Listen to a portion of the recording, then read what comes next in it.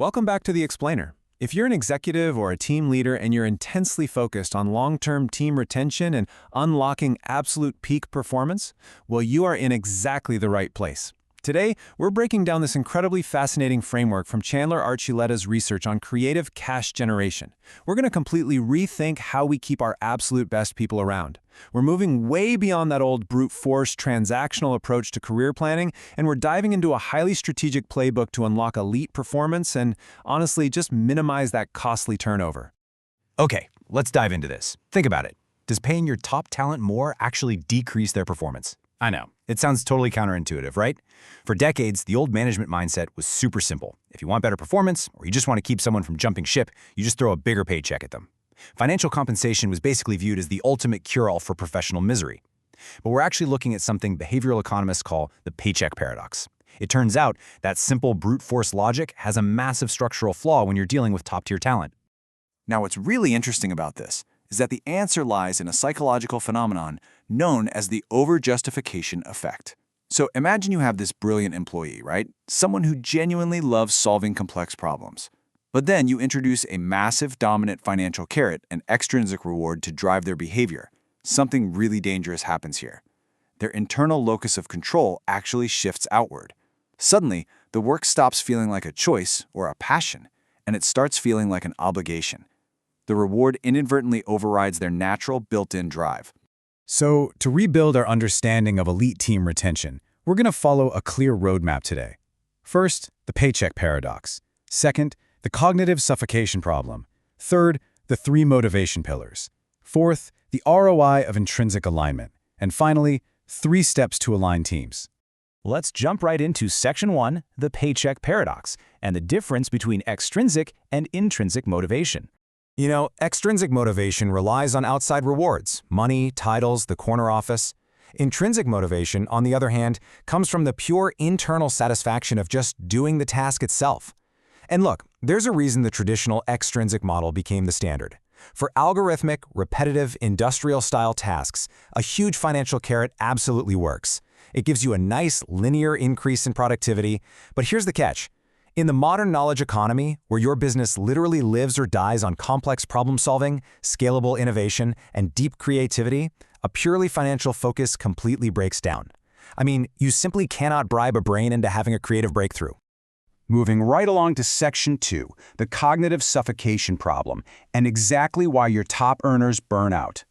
And this brilliantly illustrates a massive invisible tax we pay.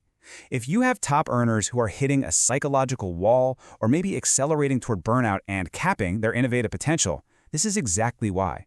When an employee's primary focus becomes just the financial incentive, their brain actually categorizes the work as a high-stakes survival mechanism, and that triggers a persistent stress response that literally narrows their cognitive field. So if your top talent is hyper-focused on the payout, they're going to take way fewer creative risks. They'll opt for the safe, predictable paths instead of looking for those non-obvious connections that actually lead to true industry disruption. This brings us to Section 3, the 3 motivation pillars, rooted in self-determination theory. So how do we actually stop suffocating our best people and start unlocking them? Well, we turn to the absolute gold standard of human motivation, self-determination theory, pioneered by psychologists Edward Deci and Richard Ryan. When its 3 core pillars are satisfied, motivation stops being this limited resource of willpower that your employees just have to magically manufacture every morning. Instead, it becomes an autonomous, self-renewing engine.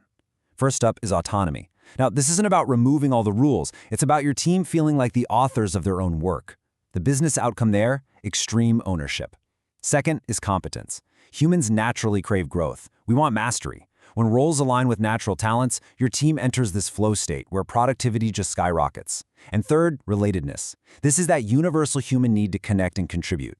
In business, this translates to empathy-driven value creation, where your team is deeply invested in solving real problems for real people. Now for Section 4, the ROI of intrinsic alignment, and how we turn motivation into actual market value.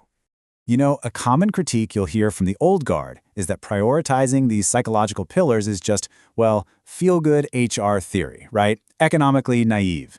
But actually, intrinsic alignment is a highly strategic optimization of human capital that translates into massive financial returns in 3 specific ways. First, the premium on mastery. Look, an extrinsically motivated worker simply will not outpractice someone who is intrinsically obsessed with the craft. Mastery gives you premium pricing power. Second, asymmetric creative output.